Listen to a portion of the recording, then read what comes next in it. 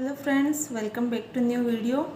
आज मैंने जो धारा 1 से 50 तक कंप्लीट पढ़ाई है उसको हम 2 मिनट में फटाफट से ट्रिक के माध्यम से जो मैंने आपको समझाया था एक बार उसको फटाफट से देख लेते कंप्लीट 1 से लेकर 50 तक। तो देखिए फटाफट से कैसे आपको धारा 1 से 50 तक याद होती है।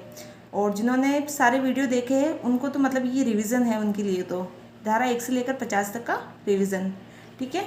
और अगर अभी तक आपने वो वीडियो नहीं देखे तो पहले वो वीडियो देखना, उसके बाद आप ये वीडियो देखना, ठीक है। चलिए स्टार्ट करते हैं। देखो मैंने धारा 1 में आपको बताया था, 1 में नाम, 2 में परिभाषा, क्या दो परिभाषा, 3 में परिसीमन, कितने प्रकार से 3 प्रकार से, नई नगर पालिका का चुनाव, पुरानी को समाप्त और एक का दूसरे में विलय, 4 में छूट, 5 में इन्हीं 5 उंगली वाले हाथ से स्थापना या दर्जा देंगे, 6 में संरचना यानी कि संरचना, 7 में साथ कार्यकाल पूरा करेंगे, साथ तैरेंगे, साथ डूबेंगे, 8 में मैंने बताया था ठाट यानी कि अध्यक्षों की यानी कि नगर पालिका का शासन नगर पालिका में निहित होना, 9 में मैंने बताया था 9 विभाजन यानी कि वार्डों का विभाजन किस में है, 9 में, 10 में मैंने बताया था कि बस अब विभाजन हो गया तो क्या कर दो, वार्डों का निर्धारण कर दो। फिर मैंने बताया था 11 में बताया था एक का चुनाव करेंगे यानी कि एनपी का निर्वाचन किस में है, तो 11 में। 12 में मैंने बताया था कि चुनाव करने वाला ही बाहर गया है तो अपने कर्तव्यों का प्रत्यायोजन किसको करेगा, तो 12 से बाहर और कर्तव्यों का प्रत्यायोजन। 13 में मैंने बताया था कि 13 नाम है और तेरे वार्ड में 13 नाम तो होना ही चाहिए, ठीक है। तो वोटर लिस्ट में नाम जुड़वाना है कि निर्वाचक नामावली के लिए अर्हता यानी कि योग्यताएं क्या होनी चाहिए। फिर 14 में मैंने याद करवाया था कि 13 नाम है, तेरे वार्ड में 13 नाम नहीं है तो क्यों जरूर तेरे अंदर कुछ निर्हरताएं या अयोग्यताएं होगी। और तेरे अंदर अयोग्यताएं क्यों है, क्योंकि तूने मिथ्या घोषणा की होगी। तो ये तीनों मैंने याद करवाए थे, ठीक है। 16 में मैंने बताया था कि 16 से लेकर 20 तक मैंने आपको साथ में याद करवाया था कि 16 में तो क्या होता है, मुख्य निर्वाचक अधिकारी होता है। 17 में मैंने बताया था जिला निर्वाचक अधिकारी, उसकी नियुक्ति और उसके कार्य। फिर 18 में मैंने बताया था कि उसके इनके अंडर के अंदर कुछ कर्मचारी होते हैं तो वो कर्मचारी उपलब्ध करवाना किसका कर्तव्य है, स्थानीय अधिकारी का। 19 में मैंने आपको याद करवाया था कि निर्वाचन आयोग के अंदर ये सभी व्यक्ति जब चुनाव आयोग के लिए कार्य करते हैं तो ये उस वक्त निर्वाचन आयोग में प्रतिनियुक्ति पर होते हैं। 20 में मैंने बताया था कि अगर ये प्रतिनियुक्ति पर होते हैं तो उनके कुछ कार्य सौंपे जाते हैं और अगर ये उन कार्यों का या पदीय कर्तव्यों को उल्लंघन करते हैं तो इनके लिए सजा का प्रावधान है। ये लेकर 16 से लेकर 20 तक याद हो गई। उसके बाद में मैंने आपको याद करवाया था 21 में, 21 वर्ष के हो गए तो 21 वर्ष के हो गए तो अब तुम नगर पालिका का चुनाव लड़ सकते हो, लेकिन उसको चुनाव लड़ने के लिए कुछ अर्हता यानी कि योग्यता होनी चाहिए। तो नगर पालिका सदस्य बनने के लिए क्या अर्हता है, 21 के अंदर। फिर इससे आगे 22 में याद किया कि 22 में 2 है तो आप 2 वार्डों से चुनाव नहीं लड़ सकते हैं। 3 में मैंने बताया था कि 2-3 बार तुम्हारे को अगर चुनाव जीतना है तो 2-3 बार प्रचार करना होगा और 2-3 बार प्रचार करने के बाद भी तुम नहीं जीतते हो तो जरूर तुम्हारे अंदर कुछ निर्हरताएं होगी यानी कि अयोग्यताएं होगी, ठीक है। फिर उसके बाद मैंने आपको बताया था 25 में मैंने बताया था कि अब जब तुम सदस्य बन गए हो, चुनाव तुम्हारी योग्यताएं अयोग्यताओं के निर्धारण हो गया है तो अब तुम्हारा चुनाव करवाते हैं। चुनाव करवाने के लिए मतदान तो देना ही होगा, तो मतदान का अधिकार किस में है, 25 के अंदर। फिर मतदान देते हो तो किस रीति से दोगे यानी कि किस प्रक्रिया से दोगे, उसकी प्रक्रिया 26 के अंदर। 27 में मैंने बताया था कि मतदान दिया लेकिन जिस नगर पालिका का तुमने मतदान दिया उस वो बीच में ही भंग हो गई तो उसके लिए क्या करवाने पड़ेंगे, उपचुनाव यानी कि आकस्मिक रिक्ति का उल्लेख 27 में। अब तुमने उपचुनाव करवाए लेकिन उपचुनाव क्यों करवाए, वो नगर पालिका क्यों भंग हुई, क्योंकि उसके जो सदस्य थे उन्होंने क्या किया था, निर्वाचन अपराध किया था, इनके चुनाव जीतने के लिए कुछ गड़बड़ की थी तो उन्होंने क्या किया, निर्वाचन अपराध किया और भ्रष्ट आचरण किया था, ठीक है।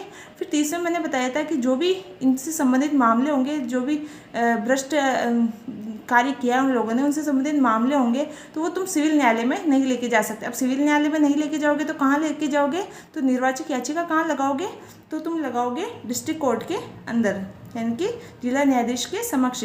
अब डिस्ट्रिक्ट न्यायाधीश से तुम संतुष्ट नहीं हो तो फिर अपील का करोगे हाई कोर्ट के अंदर। हाई कोर्ट ने तुम्हारी अपील सुन ली और चुनाव क्या करवा दिया, रद्द करवा दिया। तो हाई कोर्ट का फैसला क्या होगा, अंतिम होगा और हाई कोर्ट का फैसला अंतिम होगा तो कोई ना कोई सजा जरूर सुनाएगा। तो 28 और 29 के आधार पर जो भी तुमने निर्वाचन अपराध और भ्रष्ट आचरण किया है उसके संबंध में सजा देगा।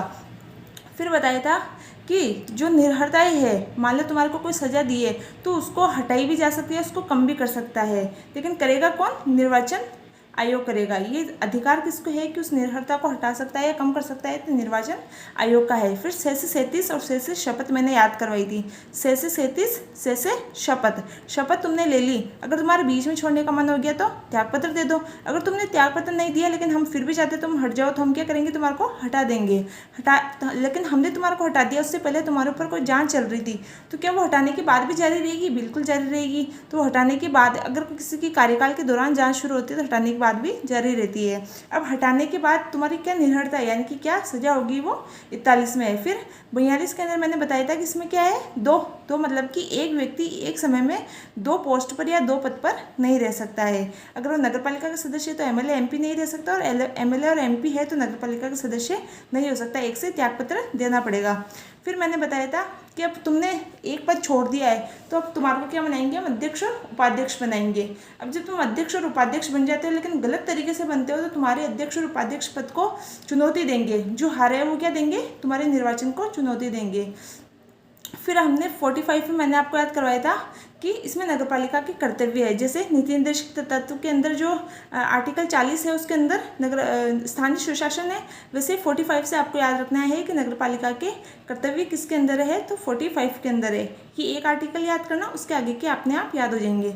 तो नगरपालिका के कर्तव्य किसमें, 45 में। उसके नेक्स्ट कर्तव्य तो उसके, वो तो मुख्य कर्तव्य, उसके अलावा कुछ अन्य उसके कार्य भी होंगे। अन्य कार्य तो है ही है, लेकिन उसके साथ सरकार भी कुछ ऐसे कार्य सौंप सकती है जो उसके करने होंगे। ठीक है। उसके बाद मैंने याद करवाया था 48 के अंदर ये कार्य करेगी कौन, नगरपालिका तो एक अमूर्त संस्था है, करेगा तो कोई सजीव व्यक्ति करेगा ना, तो करेगा कौन, उसके अध्यक्ष और उपाध्यक्ष वो कार्य करेंगे। तो अध्यक्ष और उपाध्यक्ष के कार्य 48 में है। अध्यक्ष उपाध्यक्ष किसकी सहायता से करेगा, तो सीएमओ यानी कि मुख्य नगरपालिका अधिकारी की सहायता करेगा। तो अध्यक्ष उपाध्यक्ष के कार्य 48 में, 49 के अंदर सीएमओ के कार्य। फिर 50 में मैंने आपको याद करवाया था कि अब अध्यक्ष उपाध्यक्ष कब मान लीजिए कोई पद है वो रिक्त हो जाए, अध्यक्ष उपाध्यक्ष कहते हैं कि भाई 50-50 कार्य बांट लेते हैं, 50% तुम कर लो, 50 मैं कर लेता हूँ। लेकिन मान लीजिए दोनों ही अगर पद पर नहीं है तो कोई सदस्य को भी अपना कार्यभार सौंप सकते हैं। ठीक है। देखिए कितना शॉर्ट में हमने 7 मिनट के अंदर ये कंप्लीट देख लिए है। 1 से लेकर धारा 50 तक आपको अच्छे से याद हो चुका है।